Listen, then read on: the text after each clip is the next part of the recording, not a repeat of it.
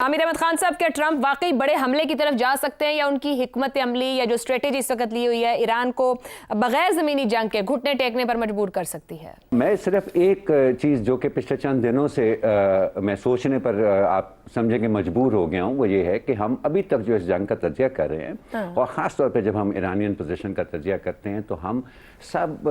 यहाँ एक overwhelming opinion चलें, आप कह लें कि वो ये है पाकिस्तान के अंदर कि बड़ी दलेरी दिखाई है ईरान ने, बड़ी बहादुरी के साथ वो डट गया, उसने एक सुपर पावर को घुटने टेकने पर मजबूर कर दिया। दुनिया के अंदर एक कंसेंसस हो गया है कि ईरान ये जंग जीत गया है। मैं जिस पिछले चंद दिनों में ख़ास तौर पे जिस चीज़ पर को सोचने पे थोड़ा सा मजबूर हो रहा हूँ वो ये है कि क्या ये सिर्फ बहादुरी, दलेरी, शुजाअत ही थी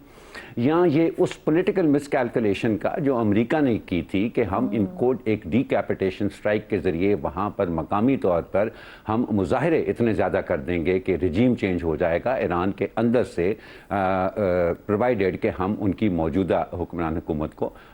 मौजूदा हुक्मरानों को रास्ते से हटा दें। अब उसका दूसरा रुख कहीं हमें उसका दूसरा रुख तो नहीं नज़र आना शुरू हो गया कि एक लिहाज से ये जंग जो है वो जो ईरान की जो नई क़यादत है, पुरानी तो चली गई थी जो पिछले 40-50 साल से ईरान को संभाले हुए थी, अब ये जो नई क़यादत है, एक अली लारीजानी बचे थे उनको भी आपने ख़त्म कर दिया। अब जो कौन है ईरान के कंट्रोल के अंदर, एक अक्सरीती राय यही है कि वो ईरानियन हार्ड लाइनर्स हैं। तो क्या पॉलिटिकली उनको ये जंग सूट नहीं कर रही है? क्या उनको ये ख्याल नहीं है कि ये जंग ख़त्म हो जाएगा तो it's only a matter of time कि उनकी रजीम और उनके तर्ज हुक्मरानी के ख़िलाफ़ मुजाहरे दोबारा शुरू हो जाएंगे? तो क्यों ना इसको कुछ और घसीट लिया जाए ता वक्त एक ऐसी सूरत हाल बन जाए कि जब वो उनको जो चाहिए वो उसको हासिल करके एक इस तरह की विक्ट्री में तब्दील कर सके जो लोगों को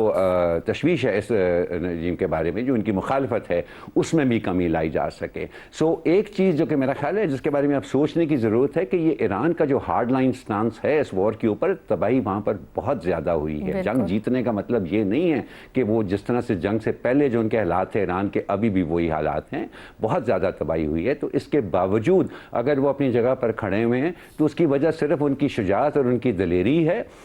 या उसके अंदर उनकी कोई दाखिली सियासत भी है। एंड आई थिंक आने वाले वक्तों के ऊपर इसके ऊपर बात शुरू हो जाएगी। ठीक हो गया जी।